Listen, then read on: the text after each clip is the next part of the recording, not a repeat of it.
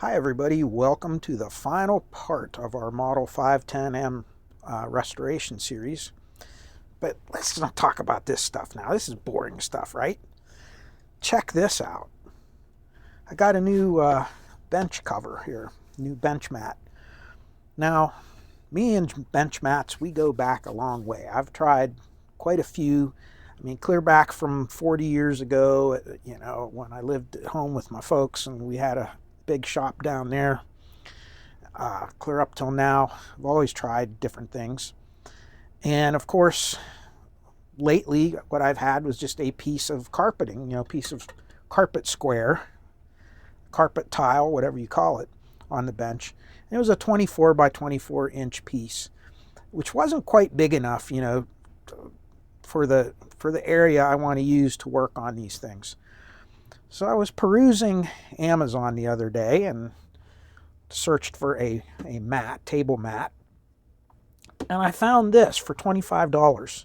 It's 24 by 31 inches. They come in different sizes, but it was only 25 bucks. This thing has 3 layers. It has silicone on the 2 outsides, and then inside is like a carbon high temperature membrane inside there. And what this is, believe it or not, is a grill mat. It's designed to be used under a tabletop barbecue grill, to be used outside on your picnic table or something. And the silicone is oil proof, waterproof. It is easily cleanable with just, degreaser spray. And it can handle temperatures up to 600 degrees Celsius. I believe that's what it said. Very high temperature. So if I drop solder on it or I touch it with my iron or something, no harm, no foul. The other thing that I like is the cleanability of it. The problem with the carpet remnants, when you use those, is you drip solder on it and you have to kind of cut it out. It kind of fuses itself to the carpet. And then the little pieces of solder that are there scratch up the case of the wooden case of the the stereo or whatever you're working on. And the same thing goes with stains. You get oil or heat sink compound or whatever into this carpet fiber. It's really hard to clean out. This just wipes off. I do not know the durability of it. I don't know. If this works out and I like it, you'll see it here. If I don't like it, it won't be in the next video. Simple as that. I'm out 25 bucks, but I guess I'll go and put it underneath my grill outside. So we'll see as time progresses how this thing fares over the months and years, whatever. So just thought I'd show that to you. All right, now back to this. So our amplifier is complete. Let me put this massive power cord up here and you can take a look. All the powder coating and everything came out really well. This is one of those reproduction faceplates, and I would have to ask Dave where he got it. I think this person does have an eBay store that he sells these, and he makes for several models of the Marantz amplifiers, including the 510M. You will have to take the window and bezel out of your old faceplate. You'll have to take the screws, which mine didn't have screws, but luckily I have these original aluminum. I was able, not original, but aluminum, same type that they use on these. And you have to take the badge off and put on to this. So all the hardware has to be transferred over to this. But it really gives it a good look. I really like the way it turned out.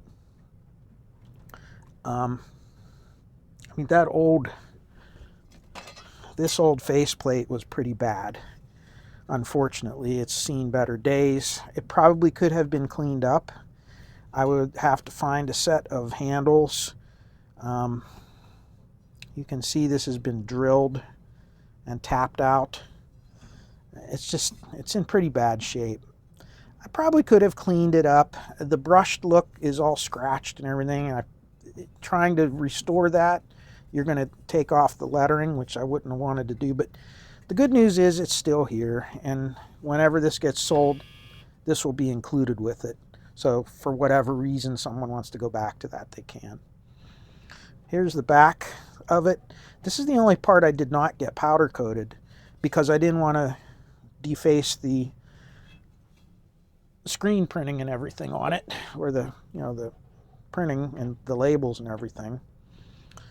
But I'd say it's still in pretty good shape. So really, this part wasn't as rusty. The top was terribly rusty, and the sides had some rust on them.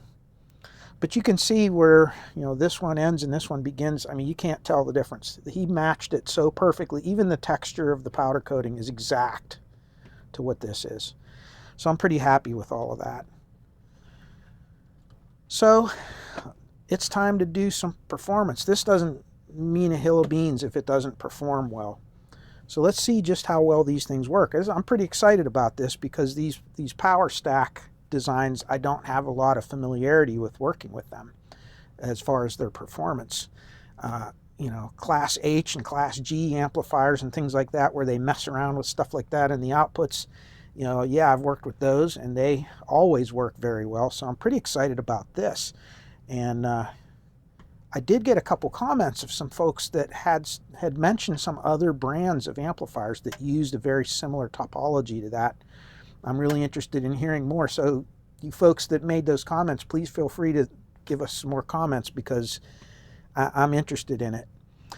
All right, let's get this hooked up to the dummy load. We're going to hook it up to the PA81 and get it connected to our rig here, and we're just going to see. Well, let's just look at some of the basics. Okay, let's turn this thing on. There we go. It's all set to go there. And let's get over to the PA81. Let me get this focused in. Okay, looking through the viewfinder, everything looks to be in frame here, but forgive me, this is kind of my first run with this setup like this.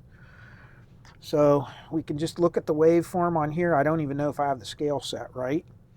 We're set to check for watts, and this is going to just monitor the THD on the right channel, and then we can move it to the left channel later.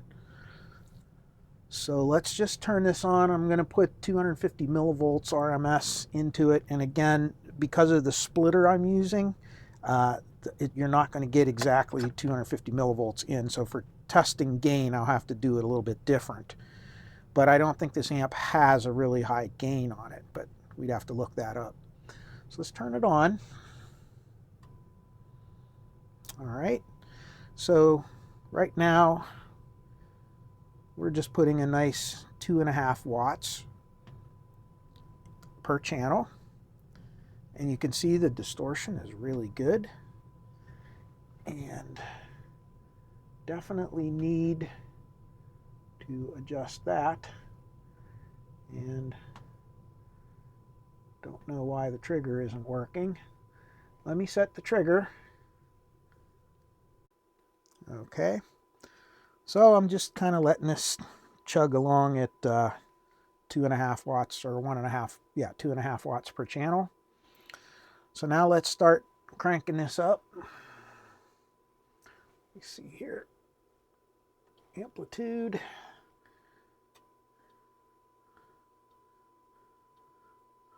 There's about 18 watts per channel. And let's move this back down.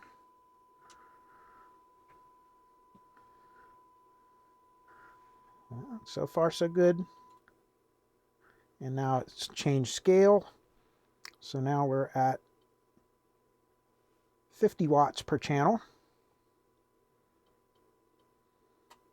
There is 100 watts per channel.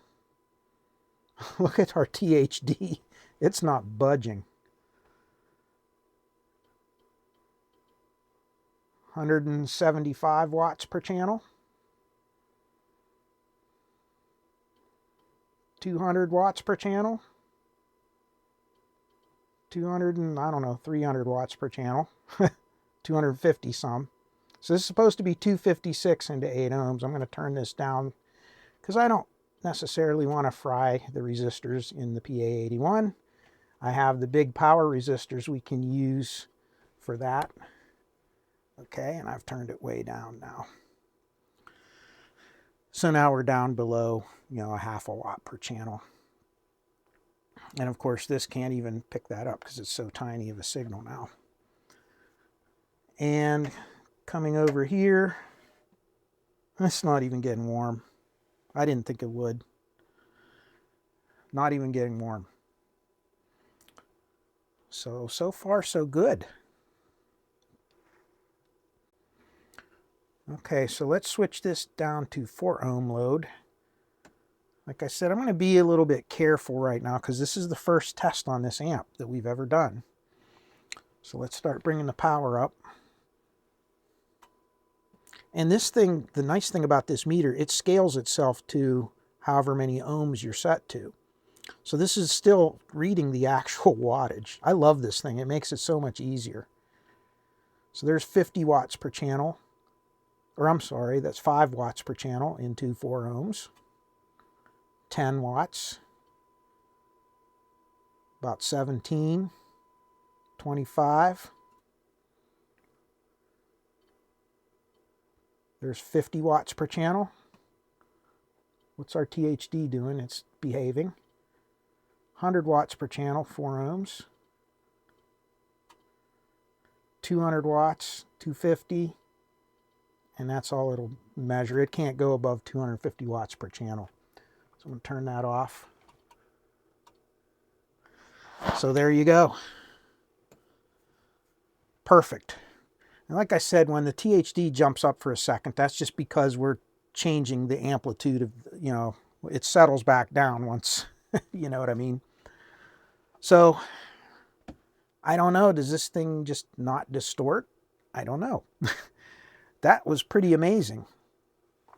So let's go and let's try some high frequency and see what it looks like. Now, of course, the THD meter is not going to be able to read that because of the settings and so forth. This doesn't read 20 kilohertz real well, so just ignore this. We're going to look up here at our waveform and make sure that it doesn't distort. And let's just see how far this can go now.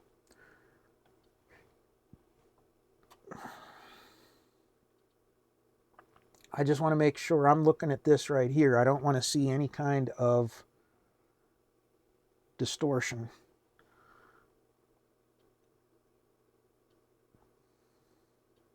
It's 25 watts per channel. And then the scaling changes to the scope too, if you notice. When the scale changes on this, the scale on the meter changes as well. So there's 100 watts per channel. And there it clipped. So you can see it clipped out. And that's because we went into clipping. And that's because I cranked way high on it.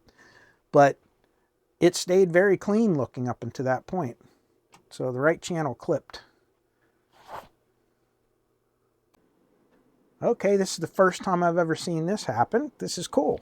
That is the fan for the cooling for the resistors. And let me tell you something. That is throwing some heat. And now all of a sudden it's not hot anymore. It's cooling it down very quickly. So this thing works. This is pretty efficient. That's impressive. Okay. So right now we're sitting at about, well, nothing practically. So let's go. Now I'm at 20 hertz, by the way. So again, this is not going to do much. It really doesn't like 20 hertz.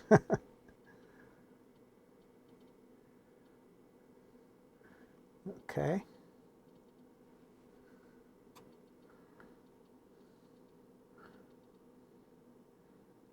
And there's about 5 watts per channel.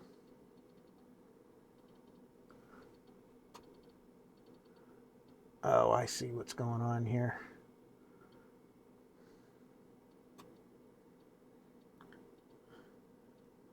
There's 20 watts per channel. And there is 50 watts per channel. 100 watts per channel, still looking pretty clean up there. And now we're getting some oscillation again, see that? See right there what I'm talking about? And that's at about 150 watts per channel again. So this thing's definitely oscillating. So we will have to look into that. So this thing, the fan still has not kicked on this into high speed. So let me take you back over here for a minute. And if you look down here, this fan is still not ramped up. And this thing, there's a little bit of heat right here at the front where the exhaust is from the, from the fan at low speed. I can feel heat right here. Back here is cold. And it's lukewarm here, more lukewarm here, and about the most warm right here. So you could see the airflow coming through there from that little fan. And you really can't hear this fan. It is dead silent. So she oscillates. It produces an awful lot of power, but it's not stable as far as I'm concerned. So we're going to have to look into that and see why that's happening.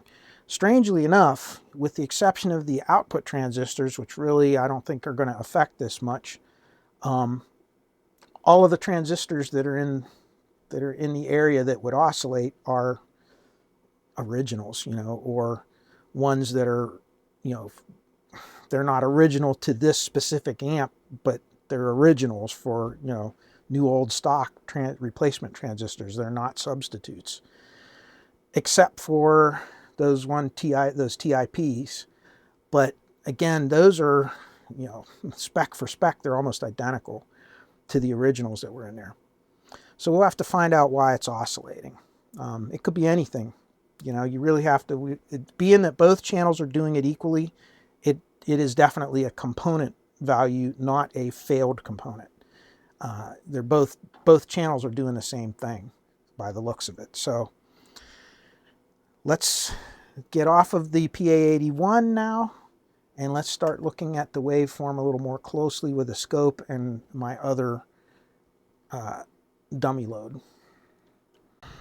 Okay, I have the same setup now, except I have the big dummy load on there, and you can see the two scope probes going on to there. And we have it connected to our TDS 5054, which is a fine piece of test equipment in its own right. And what I'm going to do here is I'm going to just adjust the camera a little bit better to give you a better view of what's going on here. Hope you can see that. And we're going to do the same test. I'm on 20 volts per division. And what we want to look at is the RMS voltage here. We want that to be somewhere around, move out of the way there. We want it to be around 45 volts roughly. That's going to give you about 250 watts. So the closer we get to 45 volts, the closer we get to 250 watts. And I really want to see if we get that oscillation on there. So let's turn this up. And I'm going to turn this overhead light off to make it a little easier for me to see. All right, here we go. Okay. So right now we're already beyond 80 watts per channel. There's 40, there's 44. It's not doing it. And there's the distortion at 50 volts. And this is 20 hertz. So there's no oscillation at all on this. That's interesting. All right, let me turn this down. Let me make sure that I have my scope set in a way that it would pick it up. I'm pretty sure I am, but let me just check everything. Okay, I have a much higher sample rate now in case there's any little noise spikes that I'm missing. So let's turn this up. I don't think it's going to make any difference though, honestly. So there's 1, 2, 3, 4. There's about 70 watts per channel. Just under 90. All right. We're off scale now. And there's our 45. I mean, it's rock solid. Look at that. And there's your distortion. So, or your clipping, I'm sorry. So, yeah, there's no problem at all. You can see the overcurrent protect circuit. There it is. It was just there for a split second while I was moving this around. And then it stopped. Did you see that? Let's try it again. That's normal because we have, the overcurrent protect circuit is kicking in and folding it over. See that? See that fold over? That's not clipping. Clipping would be squared off. That's your overcurrent protect circuit working. I'm really pounding this amplifier right now. And all the fans you're hearing right now are this great big fan in the scope and the fan in my signal generator. Everything's got fans. But this one's still running at low speed, and it's just not getting that hot. I mean, it's warm to the touch a little bit at the very front where the exhaust of the cooling tunnel is, but the rest of this thing is really holding out pretty good so far. It's getting warm. But again, we would expect that. I've been running this thing at max power now while we were playing around here. So, okay, so this is doing really well. Let's go to 20 kilohertz again and let's test it. Okay, now you're seeing where my sample rate that I have set in there now is kind of messing around. That's why the waveform looks a little thicker. And let's just go up. I'm just going to crank it. We're at 20 kilohertz. There's 250 watts per channel plus. It's not doing it. And there's your distortion. And it took it. And there was no parasitic oscillation. So one time on the right channel, I had a teeny little pip when I got right before it was going into overload protect. And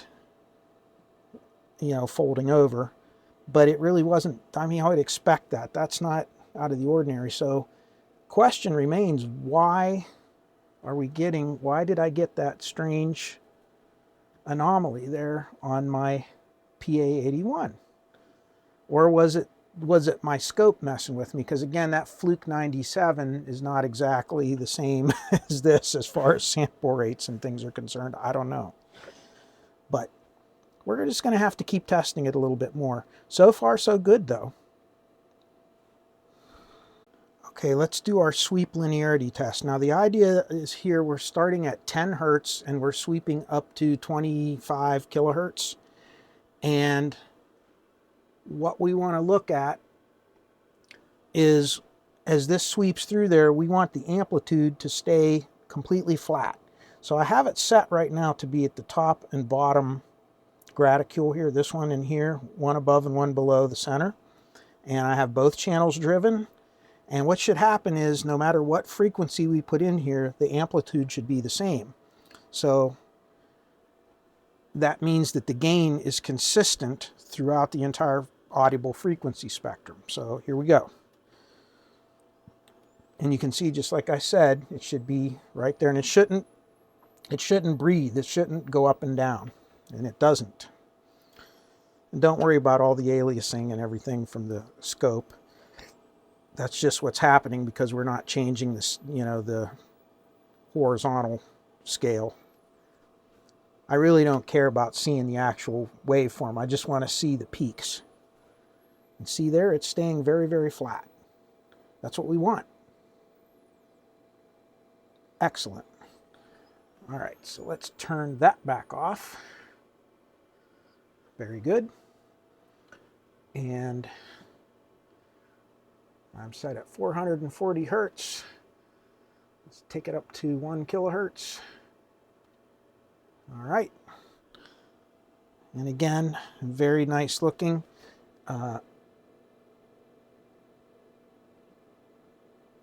There's channel 1, or channel 2, that's the right channel. And there's the left channel. So It's all good. And we are getting some good heat now out of this thing. Finally. And that's what I was waiting for. And this fan still has not kicked up yet. I could see where it would have been better off if these, let me show you what I'm looking at. I can see where it would be better off if this were, those thermal switches were at the front rather than at the rear. The thermal switches, the way the factory has it, is they're mounted right by the fan. So they would be the very last things to get hot. And I even, if you remember, I reduced I put smaller ones, lower temperature ones in here than the originals. You know, I went 10 degrees Celsius lower. So instead of, they were 50 degree in there before, I think, or 60s, and I dropped it down to 50s or something like that. And these are never going to come in because all the heat's up here. This is hot, this is cold. And it's because the fan is moving the hot air through here. So as it gets further and further out, the ones here in the front are going to get hotter than the ones in the back. That's why I don't like this cooling tunnel thing. I said that before. It's not a very good design. But it works. I mean, it's functional. People will tell you they had these amps for, 40 years and never had a problem. So, the results speak for themselves. But I think it would have been better off if they would have mounted those switches, the thermal switch sensors up here rather than back here. And then that fan could kick on a lot sooner into high temp. I think by the time this gets that hot back here, it's too late. These things are going to be just burnt, baked. And that's what I think caused this thing to fail in the first place, is it just got so overheated that it just couldn't take it. Again, these are the tests you have to do over and over again till it's right. You have to get it right. Just replacing the transistors and the capacitors and turning it on and it works, and listening to it, it sounds good. Not good enough. You have to check all these things. Things like temperature tracking. Check what the bias is doing after it's been on for a while. Break the amplifier in, let it run for a while. If there's something going to fail, we'll see if it fails. Try it at different frequencies. These are all the tests that you do when you're evaluating an amplifier that you just restored, or even evaluating an amplifier before you restore it. So there's a lot of this video, as you can see now, is a lot of me thinking out loud, and a lot of us going through and just meticulously checking things. Now, for some of you, this could be really boring, and I don't blame you. But for some of you who are actually doing this, okay, hopefully this video will help you a little bit to kind of see what you do when you test these out. Okay, so you all got to see what this thing looks like put together. I'm now going to take the top back off because we're going to go back in and do some tests. And I'm just going to kind of leave this on and idling because I don't want it to cool down. I'm just going to very carefully remove the screws and get them out of the way, and then take the top off, and we're going to just do a couple of tests in there. Do you know I just talked for about 3 minutes without having the record button on? So let's talk again what I was saying. When I was taking these screws out, what I said was it's still on my mind that this thing went into some parasitic oscillation when it was connected to the PA81, but it was totally stable on my other dummy load and the scope.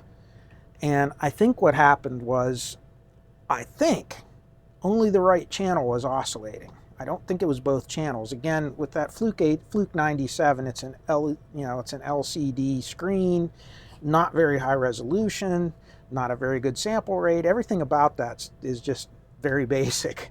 So I don't know if it was both channels, but I think what was happening was the right channel was oscillating, and I think it was oscillating because the Keithley 2015 was on there, and for some reason it was putting a tiny little bit of a capacitive or a reactive load onto it. So what we're going to need to do anyway before we finish this up, because you just have to test all these things, is I'll do the capacitor test, where we'll put a capacitor across the speaker terminals along with the dummy load and see if we can force it into oscillation and see how it deals with it. So I will do that before I'm done. Even if I forget to put it on video, rest assured I will do that. So let me connect up my meter and let me get it the appropriate probes, and we're going to check the bias now, see where we are. Can you believe that? Wow. So you can see I'm connected to my little add-on test points, and my camera mount is sliding all over the place, but you can see they're connected down here and here, and I talked about those little tabs I added so we can measure. And if you remember in the last video part, I set that to about 5 millivolts, and look where it is after torturing the hell out of this thing. And remember, I have not shut this off yet. I took the cover off while it was still powered on, and I connected these probes while it was still powered on purpose. And look at that bias voltage, how rock solid it's holding in there. So there are no bias problems with this amplifier. It's perfect.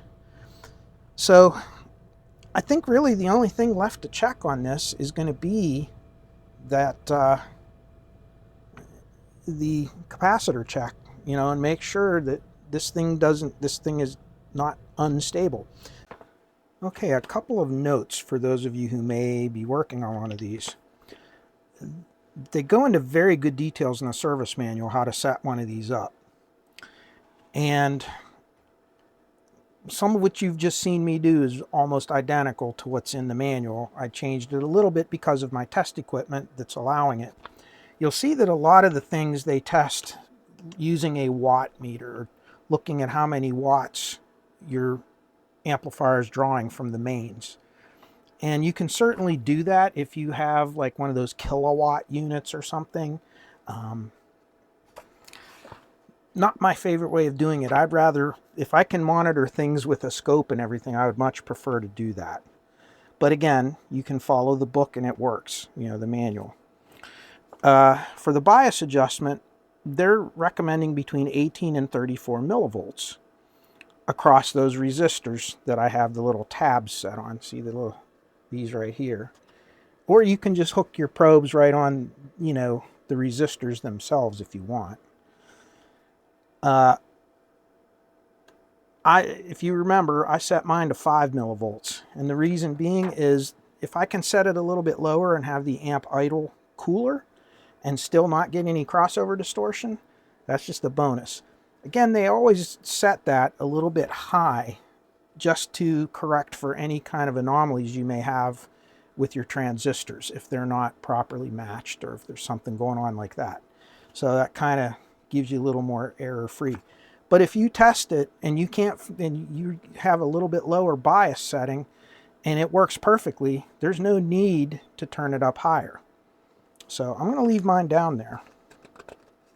And what they're saying is 34 millivolts across those resistors is 57 milliamps of idling current, and 18 millivolts equals 30 milliamps of idling current.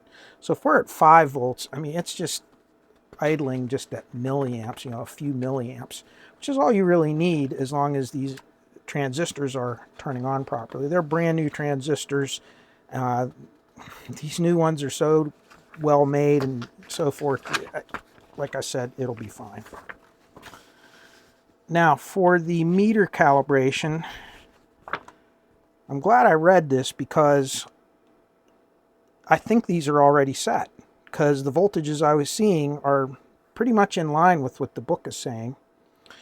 And what they're looking for is with 128 watts per channel, which is a 32 volt RMS into 8 ohms, they want it to, you can see, they want it to read 0 VU. So if I go to 32 volts RMS, this should go up to the 0 right there. So let's see if we can do that. And my camera is saying it's overheating. I'm telling you, this, for everything about this ZV1 I like, there's an equal and opposite thing I don't like. If you leave this thing turned on too long, it overheats and then it'll shut off. So if it shuts off, I'll have to wait for it to cool and pick up where we left off. All right, so bring this down. So I'm right on 0, and you can see 32.5 volts RMS. And what are they asking for? They're asking for about 32. So it's, and you can see I'm just slightly over. Let me turn that back off. I don't want to cook this for too long, but the meters are set. I'm not going to touch them. They're where they should be.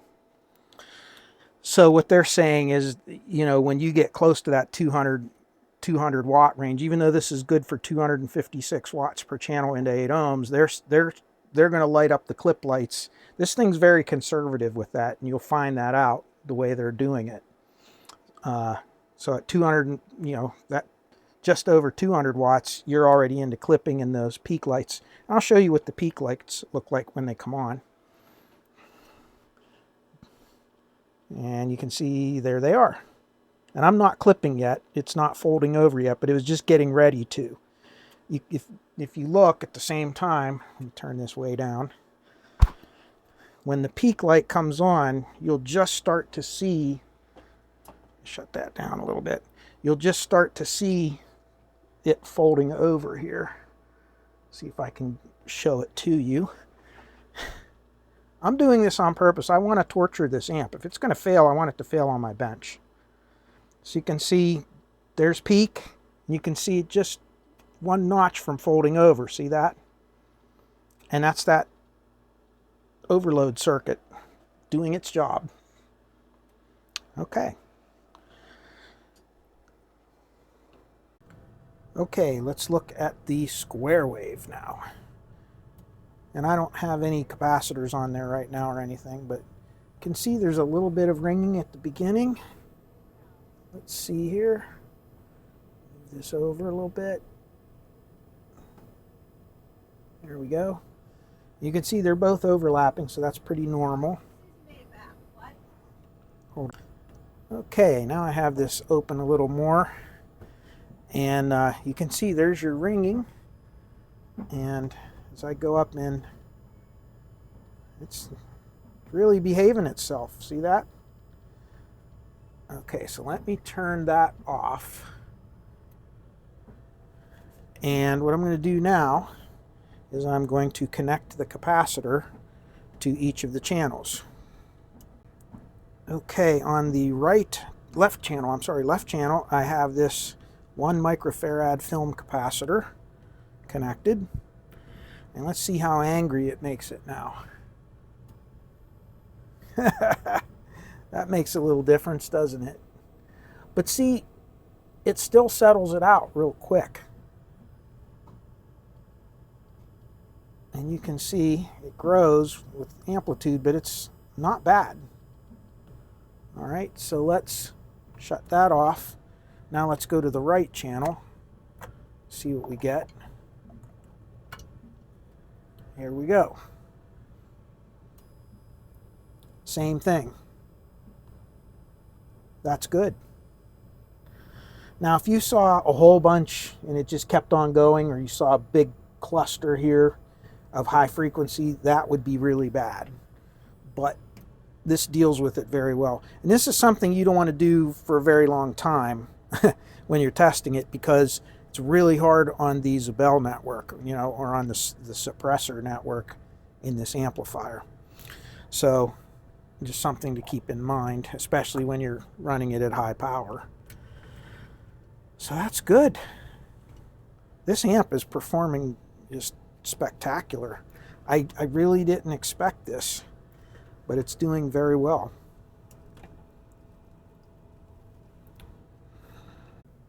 Okay, so I have the distortion meter now connected to the big dummy load instead of to the PA81. I'm just going to see if this works still. You know, with this connected, this is the only variable other than the PA81 itself that could have caused that weird looking anomaly, or something with the scope. I don't know. So let's turn this on. And again, whoop, there we go. Again, 0.01 THD. And right now Let's see. I'm going to take it up about half power.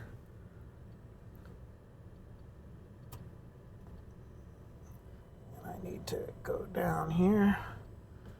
So there's about 130 watts per channel. All right. I'm going to let it settle for a second. And now we're going to take it all the way up to 200, or 250, I'm sorry. There's 250 watts per channel right there. I'm going to shut it off. Unbelievable. Unbelievable. Very clean. So let's move over to the other channel. This is now the left channel. That was the right channel. And I'm going to do the same thing. Let's see, go up to about 150 watts per channel. Very, very low. I keep bumping the camera. And then let me take it all the way up to 250. Right there. And right there's clipping. Okay. Nice. Okay. So this is a really clean amplifier. Well, I guess the only thing left to do now is to put the cover back on, because everything's perfect. And let's just listen to it. Let's connect it to an audio source and find out how it sounds.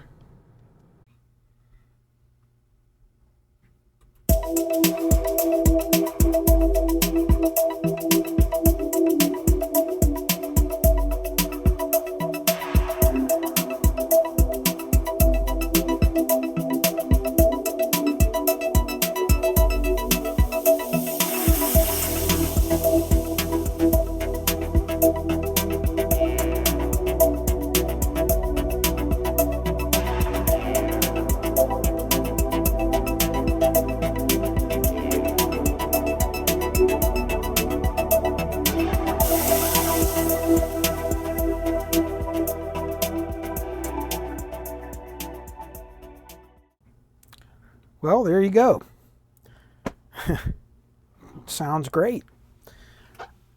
So the conclusion is, I don't think there is anything wrong with the amplifier. I think there was something wrong with my setup on the PA81. I've tried to reproduce it, but I cannot.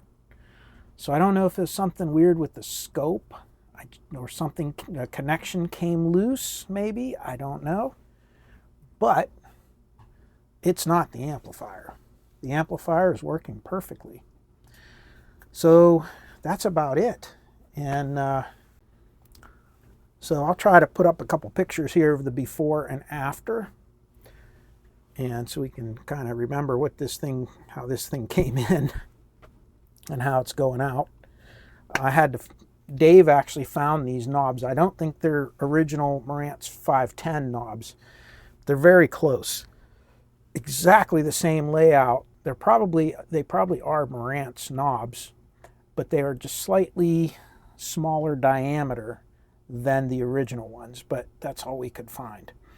So considering what we had to work with, I'm happy with the way it turned out.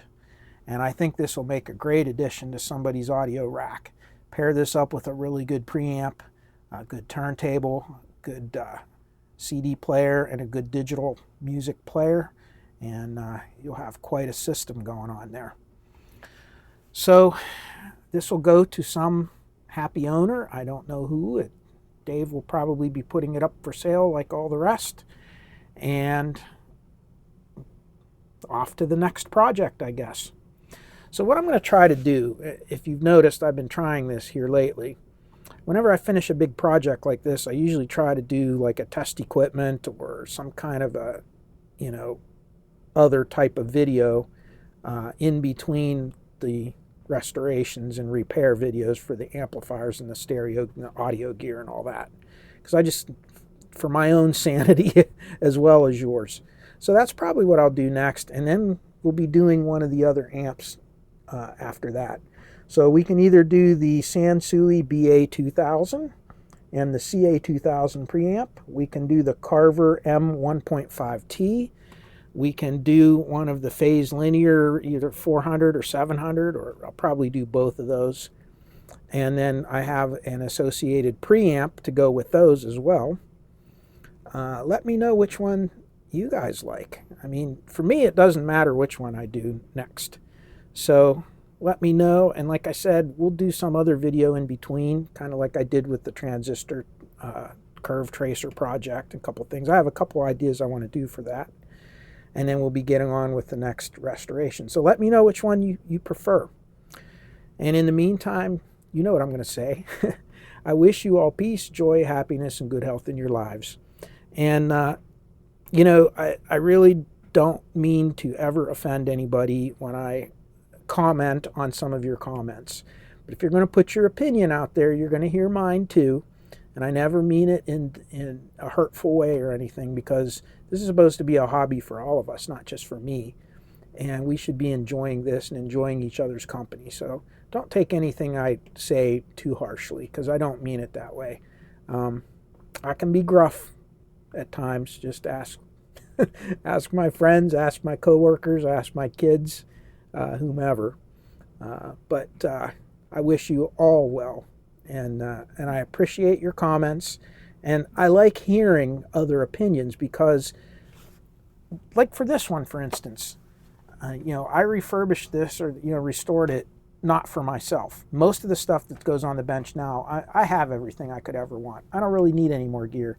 What's going on here is either belongs to someone or is going to go to someone, and it's nice to know what you all think and what you like, because that might affect, that does have an influence on what I do, because, I want to make these into things that you all would like, I'm one person with one opinion, and all of you each have an opinion, and it's important to hear. So do it tastefully, be respectful, but tell us what you think. So that's it. Peace, joy, happiness, and good health to all of you. We'll see you again real soon. And let me know down in the comments what amp you want me to do next. Take care, everybody. Bye-bye.